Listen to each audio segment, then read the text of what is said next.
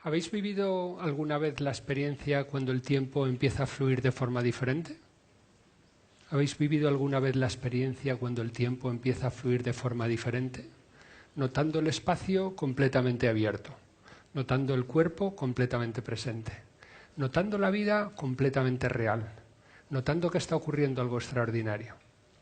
Un momento para dejarse llevar, un momento de entrega total, un momento de plena presencia. Un momento de plena presencia, notando los sentidos en un nuevo gradiente, notando la sonrisa dibujando tu gesto, notando la intuición aclarando tu mente, notando que estás vivo, feliz y despierto. Esto es mindfulness, el arte de vivir conscientemente. Y esta poesía era lo que yo sentía cuando tuvimos la visita de Jon Kabat-Zinn, que era el fundador de esta clínica donde yo estudié hace 11 años, y vino a Barcelona y vino a visitarnos y tuvimos la suerte de compartir con él un rato y que inaugurara nuestro espacio. Para mí fue un gran momento y después me senté e intenté recoger un poco lo que había sentido, ¿no? Aunque también me estaba dando cuenta entonces. Jon Kabat-Zinn tiene el mérito de haber cogido una disciplina monástica tradicional, como es la meditación budista, que nació para aliviar el sufrimiento humano y haberla llevado a un hospital, porque en hospitales donde las personas sufren, y haber ofrecido este recurso a aquellas personas que la medicina no conseguía resolver su problema. Las personas con enfermedades crónicas o dolencias crónicas, las enfermedades que tenían que ver con la mente y el cuerpo, y dio lugar a una nueva disciplina, lo que ahora se llama la medicina mente-cuerpo, que tiene que ver con aspectos de la mente que afectan al cuerpo, aspectos del cuerpo que afectan a la mente, y cómo ello tiene que ver con el comportamiento. Gracias a ese esfuerzo innovador de hace 30 años, ahora tenemos bastante evidencia científica que explica cómo orientar la atención, la conciencia y la meditación tiene efectos en distintos ámbitos. El más conocido es el ámbito del bienestar. Cuando las personas somos conscientes, nos cuidamos más, nos prestamos atención y eso afecta a la salud. Cuidamos la salud, reducimos el estrés y nos queremos un poquito más. Y eso también tiene un efecto positivo en el trabajo, ¿no? Cuando una persona está bien, hace mejor su trabajo. Así que lo que hemos visto es que este desarrollo de la conciencia permite mejorar la atención, la concentración y reducir los errores. Y hay otra ventaja más, que tiene que ver con las relaciones personales. Cuando alguien está bien y hace bien sus tareas, entonces se relaciona mejor con los demás. Disminuye la agresividad, mejora la empatía y ese cóctel facilita las relaciones de colaboración, ¿no? Algo que, como hemos visto antes, es innato a los seres humanos, ¿no? Así que esta tríada es muy poderosa, ¿no? y trata de cómo, siendo conscientes, podemos mejorar el bienestar personal, podemos mejorar la calidad en el trabajo y podemos mejorar las relaciones. Y voy a presentar un ejemplo de cada uno de estos ámbitos. En el bienestar personal muchas veces viene afectado por tendencias que tenemos en la mente de dar vueltas a cosas negativas, ¿no? En psicología se llama rumiación y es un pensamiento obsesivo que nos genera malestar. Esos pensamientos se pueden reducir con la práctica de la conciencia, porque uno empieza a ser consciente de esos pensamientos y los va reduciendo. Y aquí tenemos un gráfico de una investigación que hicimos en 2010, donde en un programa de 8 semanas de mindfulness reducía el malestar asociado con la rumiación y duraba durante la fase de seguimiento. También vimos que mejora la gestión de las emociones.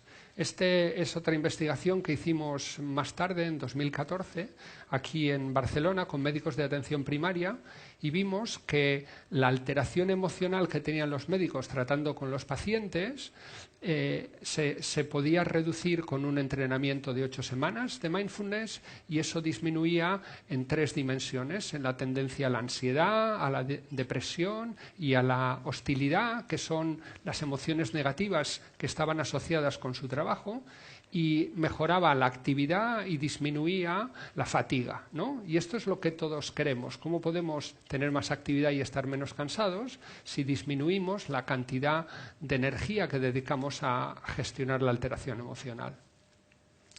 Y el tercer ejemplo tiene que ver con cómo podemos mejorar las relaciones con los demás y tomar mejores decisiones. Y eso lo podemos articular con una matriz en la que observamos el medio interno en 2 dimensiones. Hay una dimensión que tiene que ver con el grado de energía que tiene una persona en un momento dado, y hay otra dimensión que tiene que ver con que el momento sea agradable o desagradable. Y para poner algunos ejemplos que os podáis ubicar, tenemos un momento de relajación cuando hay poca energía y es agradable, o lo llamamos excitación cuando hay energía agradable.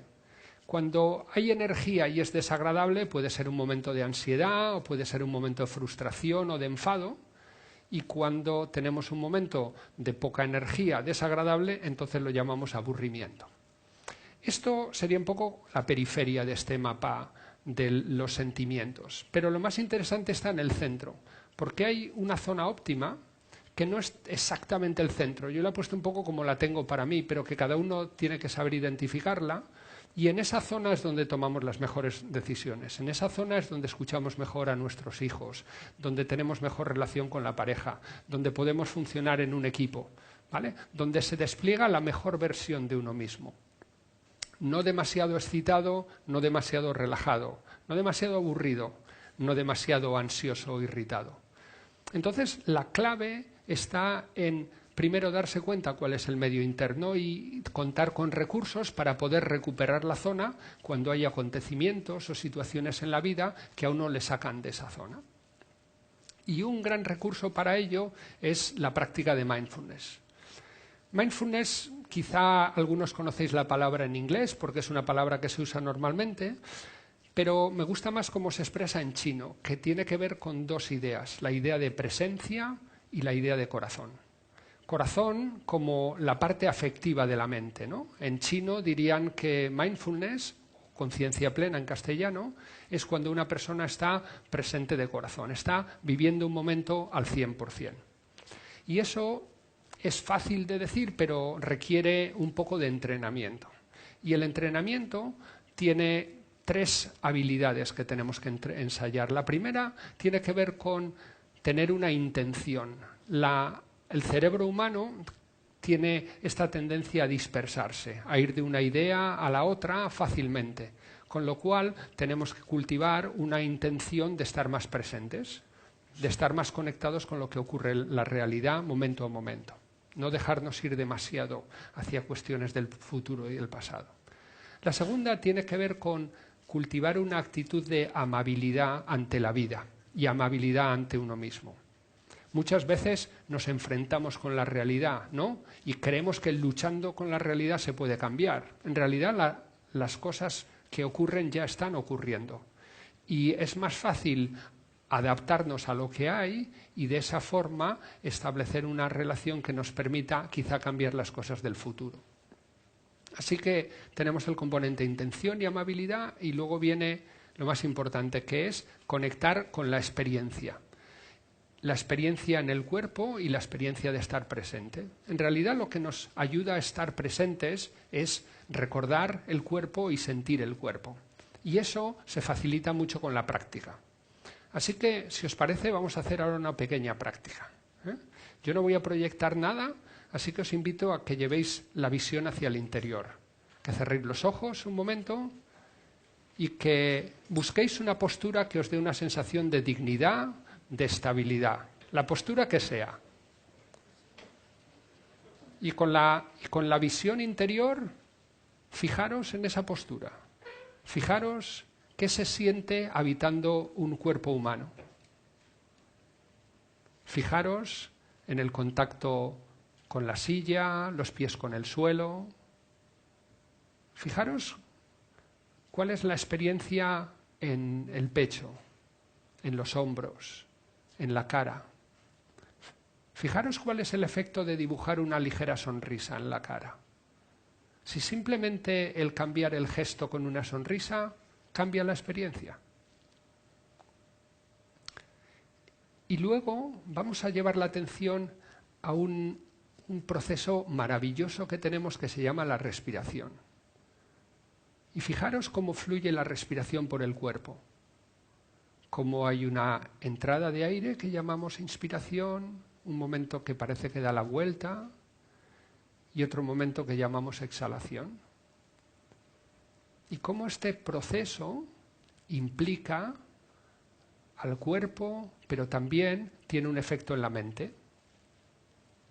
Intentar poner la atención en la respiración, en algún sitio que lo podáis seguir bien, en las fosas nasales o en el movimiento del abdomen, acompañando con la atención a la respiración, como si en este momento fuera lo más importante, como si la vida dependiera de ello.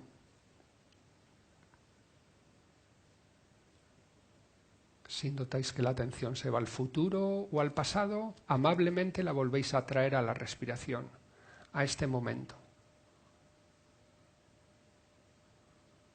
Quizá notando que la respiración va cambiando un poco, quizá notando que la mente y el cuerpo se van calmando.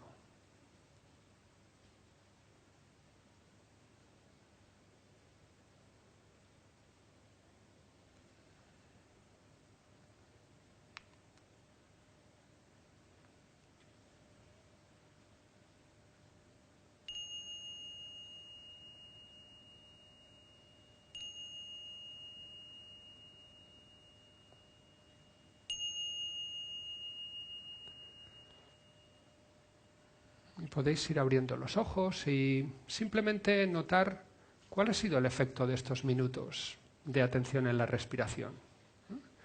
Y os daréis cuenta que cuando practicamos ejercicios que nos conectan con el momento presente, aparece una especie de bienestar interno natural, ¿no?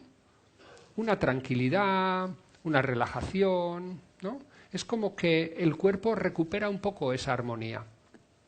Y lo que sabemos ahora es que este bienestar que nace de la práctica de mindfulness son unos circuitos que podríamos decir internos del cerebro que tienen la capacidad neuroplástica. Esto significa que si se entrena, se desarrolla, igual que el tocar el violín o aprender un idioma. Con lo que estos ejercicios se convierten en una forma de crear bienestar internamente. Cuando uno toma el hábito de dedicar unos minutos al día a hacer estos ejercicios, empieza a generar una fuente de bienestar interior. Y esta fuente de bienestar interior, además, afecta a otros motores del bienestar interiores que tenemos. Y otro es la resiliencia. La resiliencia es la capacidad de vivir en la adversidad, de funcionar en la adversidad e incluso de crecer en la adversidad, ¿no? Para poder ser resiliente necesitamos ser conscientes, ¿no? La adversidad en sí misma puede echar abajo a una persona, pero cuando ponemos conciencia y ponemos recursos para manejarnos, entonces empezamos a desarrollar mecanismos naturales de resiliencia, como hemos visto en el ejemplo de los médicos, regular las emociones negativas, manejar la depresión, la ansiedad y la hostilidad que tienen que ver con la profesión. Y esto también hace que aparezca la generosidad y la amabilidad de forma natural, porque cuando estamos más tranquilos estamos en una situación de mayor agradecimiento, nos molestan menos las cosas, nos preocupamos más por los demás y somos más generosos. La amabilidad y la generosidad es otro de los motores del bienestar. Somos animales sociales y aquellas prácticas que hacen bien a los demás nos hacen sentirnos bien. Y esto tiene que ver con el último motor del bienestar, que es el talante. Cuando somos optimistas, vemos retos, vemos oportunidades, nos fijamos en las cosas buenas que hay en la vida, entonces también estamos poniendo en marcha estos motores del bienestar, ¿no? Y veis que están relacionados los unos con los otros. Cuando una persona es más consciente, también empieza a desarrollar de forma natural esta amabilidad, mejora el talante porque se da cuenta que no tiene sentido estar quejándose todo el tiempo de unas cosas y otras que no se pueden cambiar, ¿no? Se da cuenta de que las relaciones humanas son más enriquecedoras cuando hablamos de las cosas que nos conectan y no de lo que nos desconectan, cuando nos cuidamos en vez de nos fastidiamos.